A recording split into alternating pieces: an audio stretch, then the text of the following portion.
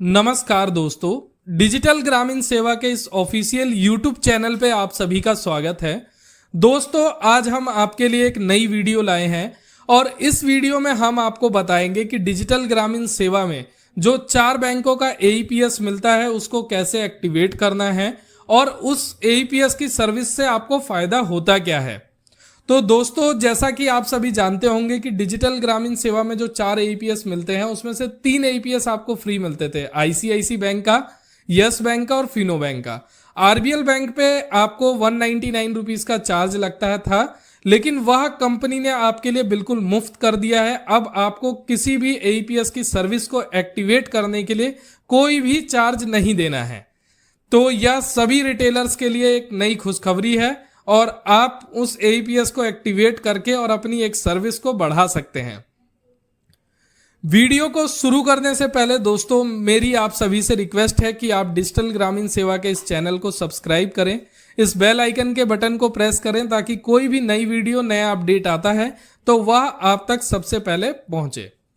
सबसे पहले क्या करना है दोस्तों, एईपीएस की सर्विस को अपनी एक्टिवेट करने के लिए और उसको इस्तेमाल करने के लिए आपको अपनी आईडी को लॉगिन करना है।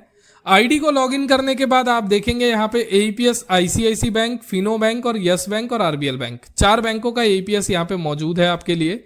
आईसीआईसी बैंक और फिनो बैंक का एईपीएस जो है आपकी आईडी लेने के बाद, जब आप आईडी लेते हैं 24 to 48 बैंकिंग आवर्स में एक्टिवेट होता है। मतलब कि अगर बैंक उस दिन क्लोज है तो उस दिन आपका एईपीएस ये एक्टिवेट नहीं होगा, बट अगर बैंक खुला हुआ है, आप आज आईडी लेते हैं तो नेक्स्ट डे इवनिंग तक आपकी या दोनों बैंकों की एईपीएस की सर्विस स्टार्ट हो जाती है। स्टार्ट होने के बाद आपको क्या करना है दोस्तों, जैसे ही आपका यहाँ पे आप क्लिक करेंगे 48 आवर्स बाद यहाँ पे आपको एक ऑप्शन शो होगा प्रोसीड टू स्कैन का, इस पर आपको क्लिक करना है। क्लिक करने के बाद आपको अपनी आईसीआईसी बैंक की ईकेवाईसी को कंप्लीट करना है और यस बैंक की एईपीएस की ईकेवाईसी को, जो कि आप देख सकते हैं कैसे होता है। यहाँ पे वीडियो ऑलरेडी बनाई गई है, आईसीआईसी और यस बैंक की एईपीएस ईकेवाईसी कंप्लीट कैसे करें। तो आप इस वीडियो के माध्यम से अपनी ईकेवाईसी को कंप्लीट कर सकते हैं आईसीआईसी बैंक और यस बैंक की। ठीक है, तो आप अपनी ईकेवाईसी को जब कंप्लीट करेंगे तो आईसीआईसी बैंक का एईपीएस तो तुरंत ही आपका एक्टिवेट हो जाएगा। ईकेवाईसी करते ही आप अपनी transactions, balance enquiry, mini statement की सर्विस का इस्तेमाल कर सकते हैं।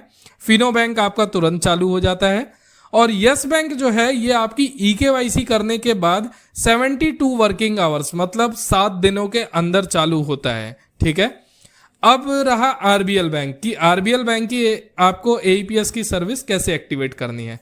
तो आरबीएल बैंक के एईपीएस पे आपको क्लिक करना है, जिसमें आपको ये कुछ रिक्वायरमेंट्स है जो कि फिल करनी है। फर्स्ट नेम अपना, मिडल नेम और लास्ट नेम। यहाँ पे आपको अपना पहला नाम भरना है, अपना मिडल नेम भरना है, अपना लास्ट नेम भरना है, अपना रजिस्टर्ड मोबाइल नंबर यहाँ पे आपको लिखना है, अपना पैन कार्ड नंबर, अपना आधार कार्ड नंबर, अपना पिन कोड जो आपके आधार कार्ड पे मौजूद है वो लिखना है, अपने स्टेट का नाम जो आपका है, डिस्ट्रिक्ट। उसके बाद अपनी पैन कार्ड की कलर इमेज यहाँ पे अपलोड करनी है, बिल्कुल क्लियर इमेज हो, याद रखें। आधार कार्ड अपना फ्रंट यहाँ पे अपलोड करना है, बिल्कुल क्लियर हो आधार कार्ड और कलर में हो।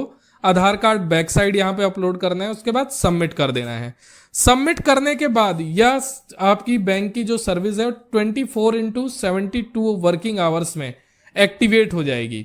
मतलब आप आरबीएल बैंक का एईपीएस का भी इस्तेमाल कर पाएंगे 24 से 72 घंटे बाद। ठीक है, अब मैं आपको बता देता हूं कि इस सर्विसेज को एक्टिवेट करने से फायदा क्या होता है।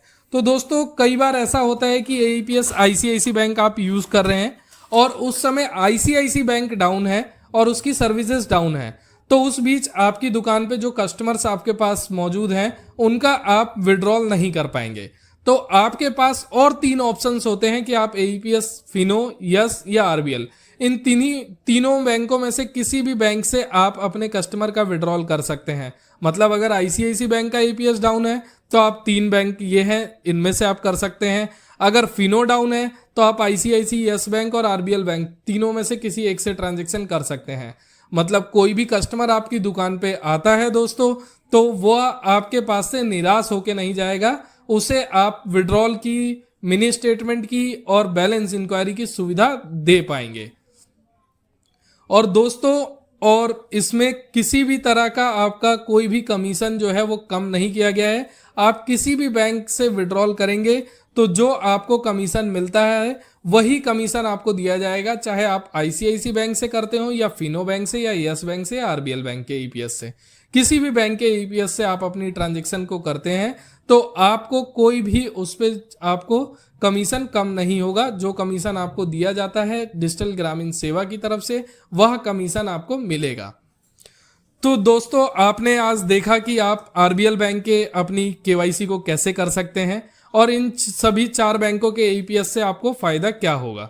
इसी तरह से डिजिटल ग्रामीण सेवा में और भी बहुत सारी सुविधाएं हैं जिसका आप उपयोग करके और अच्छा इनकम कर सकते हैं। बाकी किसी भी तरह की सहायता के लिए आप हमारे कस्टमर केयर पे कांटेक्ट कर सकते हैं और 24/7 आप व्हाट्सएप पे आप उनसे हेल्प ले सकते हैं। तो दोस्तों, आज की इस वीडियो में सिर्फ इतना ही। हम आपसे फिर मिलेंगे एक नई वीडियो, एक नई जानकारी के साथ। तब तक के लिए दोस्तों, नमस्कार।